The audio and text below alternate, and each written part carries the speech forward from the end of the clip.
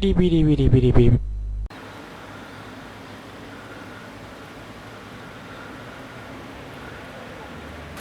Acabo de llegar a Tirana, la capital de Albania. Han sido muchísimas horas de viaje en autobús por la noche y no he conseguido dormir nada. He estado esperando en la estación de autobuses hasta que el cielo ha empezado a azular un poco, es decir, ha empezado a amanecer. Y ahora ya me estoy internando dentro de lo que es la ciudad para, lo primero de todo, buscar un lugar en el que cambiar los euros que he traído y poder desayunar algo.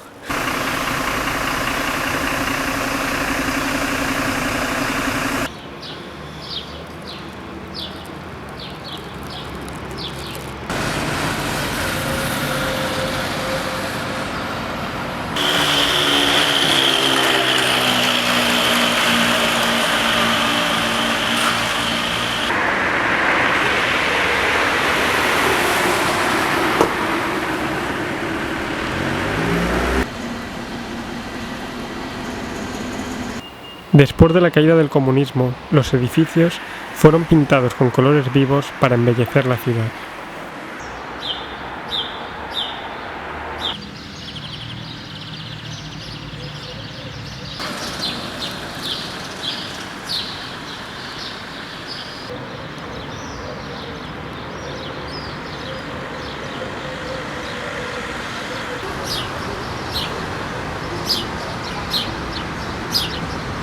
Me he encontrado la plaza Skanderberg totalmente cerrada, lo cual es con diferencia lo peor que me podía pasar durante la visita a Tirana.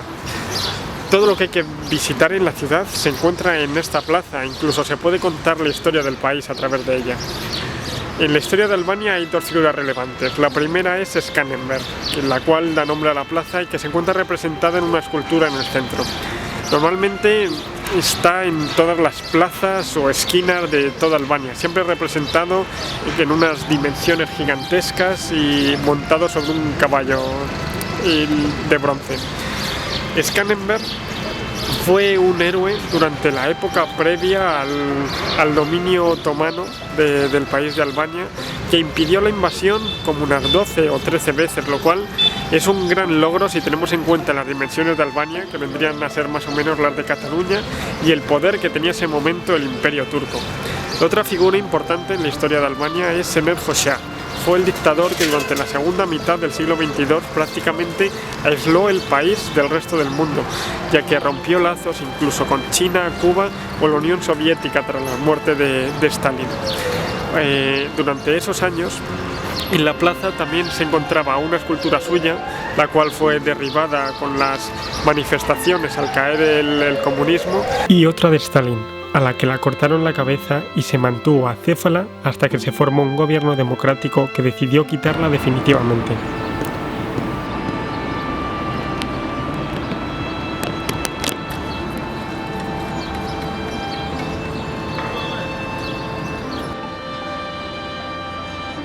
Alrededor de la plaza se encuentran los edificios más importantes de la ciudad, la mayoría cerrados por las obras. El Teatro de la Ópera, el Museo de Historia Natural, edificios gubernamentales y la mezquita Edhem Bey, que sí está abierta.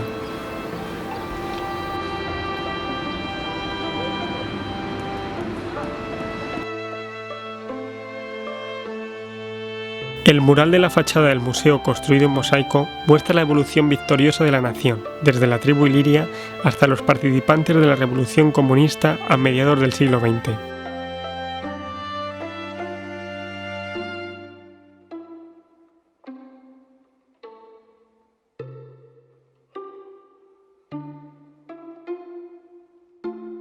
En 1927 Albania se convirtió en el primer país oficialmente ateo de la historia, cuando el Estado decidió prohibir cualquier tipo de culto religioso. Cerró unas 2000 iglesias y un número similar de mezquitas. Los albaneses recuperaron su libertad de religión con la llegada de la democracia en los años 90, pero todo esto ha llevado a que el Estado sea muy secular, tanto musulmanes, que son el 60% de la población, como cristianos, que son el 30%, se toman muy a la ligera sus reglas y no hay ningún tipo de confrontación entre ellos. Esta mezquita, la cual fue conservada por motivos históricos, es uno de los edificios más antiguos de Albania. En el año de 1991, más de 10.000 personas entraron a la mezquita a la fuerza y empezaron a orar. Este hecho fue histórico. La fuerza policial no pudo detener a la muchedumbre y la presión que significó fue crucial para la caída del régimen.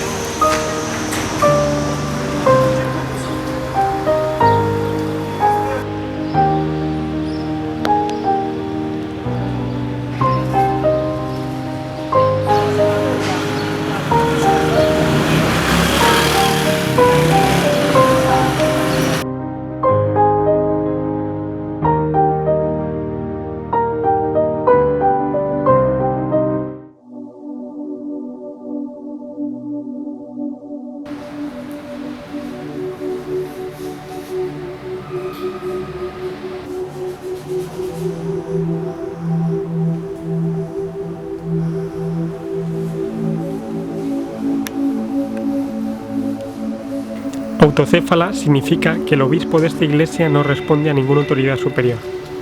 Fue una de las iglesias que sufrieron la campaña teísta. Sin embargo, con la llegada de la democracia, la iglesia ha sido reconstruida.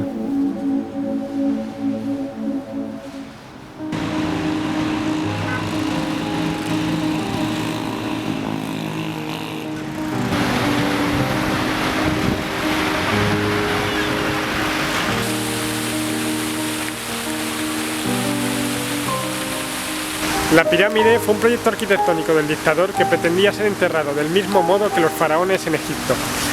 Sin embargo, con la caída del comunismo se convirtió en una sala de congresos y después en una discoteca para quedar actualmente totalmente abandonado. Se ha intentado demoler unas cuantas veces, pero siempre la gente que le gusta consigue las firmas necesarias para mantenerlo. Pese a que fue uno de los edificios más caros de la historia de Albania, no se libra de ser igualmente feo que el resto de edificios del comunismo.